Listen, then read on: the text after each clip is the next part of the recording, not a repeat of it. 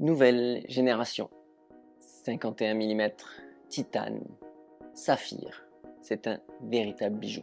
On va voir ce qu'elle vaut. Salut les sportifs, j'espère que vous vous portez bien. Moi c'est Serge Shortini, bienvenue sur ma chaîne YouTube. Qu'il fasse beau, qu'il fasse gris, qu'il fasse chaud, qu'il fasse froid, le sport doit être là.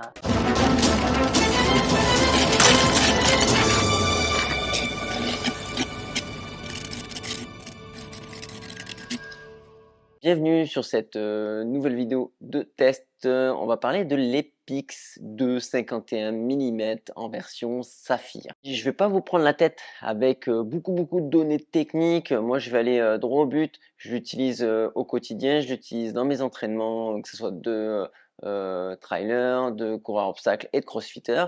Et je vais vous donner les nouveautés essentiellement. Cette vidéo n'est pas sponsorisée. C'est une montre qui coûte 1150 €, ça fait un très gros budget. Si tu regardes cette vidéo, peut-être que tu es curieux ou tu veux simplement valider un achat avant celui-ci ou un comparatif, enfin bon, tu as tes raisons. En tout cas, on va parler du haut de gamme de chez Garmin. Est-ce que c'est vraiment la meilleure montre? Est-ce que c'est la montre à avoir? On va voir tout ça immédiatement. Cette montre donc, comme le titre l'indique, elle fait 51 mm, c'est-à-dire que c'est la grosse version. Si tu l'as pas vue, j'ai fait cette vidéo là, juste là, sur la Fenix 7X, qui était aussi elle en saphir. Physiquement, zéro changement. Moi je mets une petite protection en caoutchouc pour la course à obstacles, j'ai même pu reprendre cette protection pour protéger la lunette.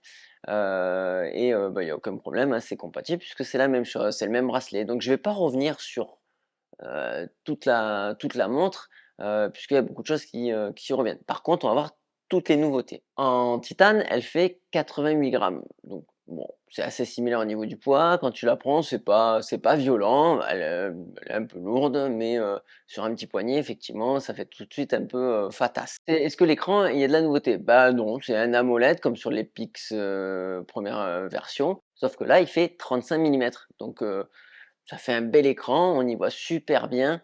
Il peut s'éteindre ou rester constamment allumé en fonction de ce que tu as envie. Ça va jouer sur évidemment la batterie. Moi j'adorais la première version de l'Epix, j'avais fait une vidéo sur celle-ci, mais pour un ultra trailleur j'avais un problème de batterie tout simplement. Moi pour moi la montre idéale c'est quelque chose qui va se rapprocher beaucoup d'une Apple Watch finalement, l'Ultra, et puis ce que peut proposer Garmin avec sa Fenix 7. Est-ce qu'avec les Pix 2 là on s'en rapproche? Eh ben je vous le dis tout de suite, oui on s'en rapproche. On s'en rapproche surtout au côté sport, au côté ultra, hein, le côté quotidien, on est encore loin de ce que peut proposer les smartwatches, mais on verra ça après. Donc comme je vous le disais, l'écran on y voit super bien, on est sur 1000 nits. Pour vous donner un ordre d'idée, pour ceux qui ont des Apple Watch, la Apple Watch est à 2000 nits. J'y vois super bien, c'est-à-dire que ce soit la nuit, évidemment, c'est super clair, mais également donc en plein jour, l'endroit où il y a le plus de problèmes, même avec le saphir, moi j'y vois aucun inconvénient. J'y vois très bien. Par contre, tu es obligé d'allumer, d'activer la montre, hein. Évidemment, c'est pas dans le son, c'est pas l'espèce de grille là que fait Apple sur les iPhones. Là, dans cette vidéo, je vous parle du boîtier en 51 mm parce que c'est le modèle que j'ai, mais faut savoir que Garmin l'a sorti en 3 versions. Il y a une version 42 mm et une version 47 mm. Donc c'est important à savoir si vous souhaitez un modèle un petit peu plus petit. Mais avec les inconvénients qui vont avec, c'est-à-dire une batterie également réduite. Bon, j'ai parlé de batterie, on vient au sujet le plus important, à mes yeux en tout cas, l'autonomie. L'autonomie, qu'est-ce que ça raconte? Sur le papier, Garmin nous annonce 82 heures en GPS seul et avec l'écran qui s'éteint. Sur le terrain, franchement, c'est ouf, hein. Je vais vous donner du chiffre très concret. Vous avez la vidéo, là, je vous la mettrai ici, de mon ultra trail côté Corse. J'ai mis 25 heures exactement, à peu près, à quelques minutes près, et j'avais tout activé. Donc le GPS, le live, donc la synchro avec le téléphone, et j'étais en automatique pour ce qui est du GPS. Donc après la ligne d'arrivée, il me restait 51% de batterie. Donc une autonomie extrapolée à une cinquantaine d'heures. pas de problème, on est dans les clous par rapport à ce qu'a annoncé, Garmin. Tu peux largement faire un ultra avec, si tu veux, bah, économiser sur la batterie encore plus si, supposons tu pars, sur, un trail light up ou autre. Il y a déjà l'option de trail light up et puis, il y a aussi, l'option ultra track, donc bon là, tu peux monter à sans doute une centaine d'heures sans problème. Donc batterie validée, ça reste à mon poignet, pas de souci de ce côté-là. Et puis pour comparer à ma Fenix 7, bah, au final, elle était à peu près pareille, cette X, Pro, 50 millimètres à quelques heures près, c'était quasi la même chose. Bon, j'ai parlé d'un positif, on parlait d'un petit négatif, l'interface. L'interface, je suis désolé messieurs dames de chez Garmin si vous regardez cette vidéo, ça fait des années, que j'ai vos montres, ça fait depuis je crois, la Phoenix 1, que l'interface elle a pas bougé. Allô, il va falloir un peu, moderniser tout ça. Surtout que sur la Forerunner, il y a une interface qui a été revue, plutôt mignon, plutôt sympa. D'ailleurs, si tu veux que je te fasse la Forerunner 925 en test, ça, il faut l'écrire en commentaire. Je l'ai pas acheté, parce que ça a un certain coût. Si d'ailleurs Garmin, vous passez par là, je la veux bien pour tester. Par contre, sur les Pix, bah, elle est sortie après. Et allô, vous nous remettez l'interface, d'antan. Alors c'est trop beau parce que quand tu passes d'une Phoenix à une Epix, forcément tu as l'impression que tu as découvert la télé en couleur. Mais on peut faire largement mieux. J'ai fait un positif, j'ai fait un négatif petit, je vais faire un entre-deux, le redshift, c'est-à-dire l'écran rouge. C'est sympa, la nuit tu le mets, ça évite de réveiller, si tu en coloc ou je sais pas quoi, ça évite de réveiller toute la chambrée, et d'avoir une lampe torche comme un smartphone. Après, est-ce que ça a une grande utilité? Bah, dès que tu le mets, tu vois plus rien, cartographie, et cetera. Donc c'est bien pour regarder l'heure, c'est bien pour pas te fatiguer les yeux. Tu peux éventuellement le mettre en automatique. Pas une énorme utilité. Par contre, j'ai parlé d'une lampe. Il y a la lampe torche. Oui, les sportifs, ça, c'est trop bien. J'avais adhéré sur la Phoenix 7. Ils l'ont mis sur les Pix. La petite torche. Alors comme ça, si tu regardes tes vidéos, quand t'as pas de lampe torche sur ta montre, là tu te dis, ouais, il invente, c'est un gros gadget. Ah non, non, non, c'est pas un gadget du tout, je l'utilise mais de ouf. Alors quand je mets pas une Garmin au poignet parce que je teste pas mal de choses, j'ai ce réflexe d'allumer la lumière avec ma montre, je suis perdu. Dès que je l'ai plus, je suis perdu, faut réutiliser le smartphone.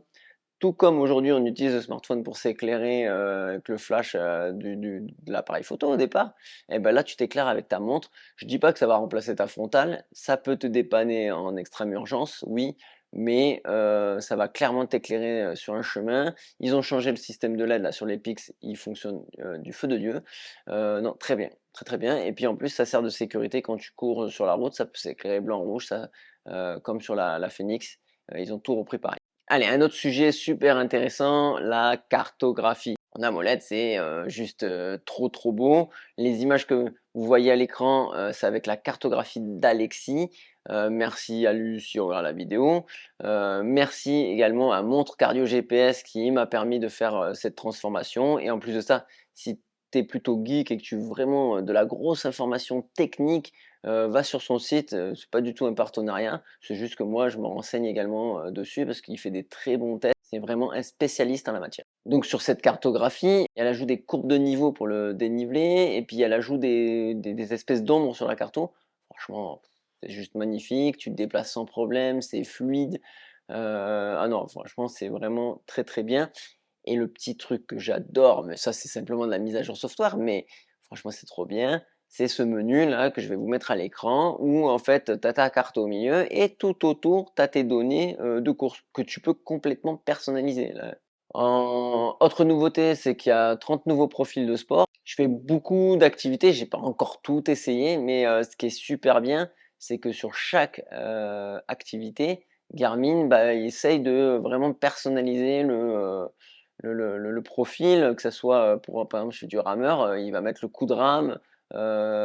Pareil sur quand tu fais du paddle, il va compter ton nombre de rames et ta puissance.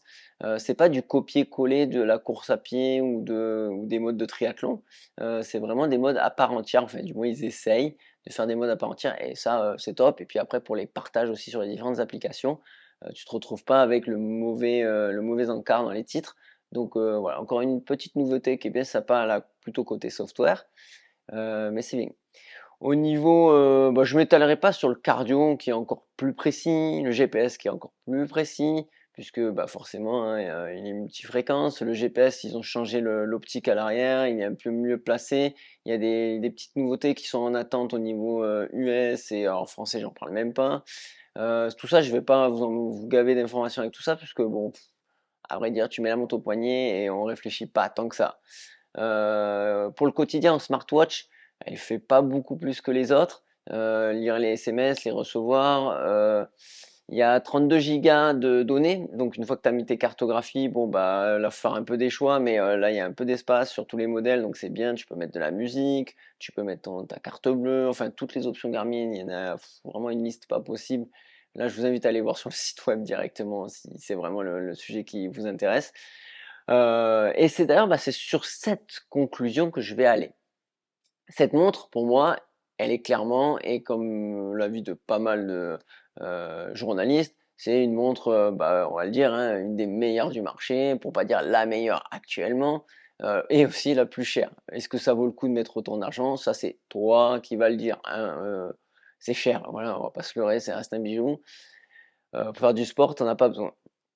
Ça reste un confort. Au niveau de l'idéal, on peut encore améliorer le truc. Oui, oui, oui, moi dans mes attentes, je veux beaucoup plus pour le côté, bah, maintenant smartwatch. Moi, ce qui m'embête, le plus, c'est, je peux pas répondre aux SMS. Ah, attendez, un menu pour répondre aux SMS, c'est pas oufissime en termes d'application.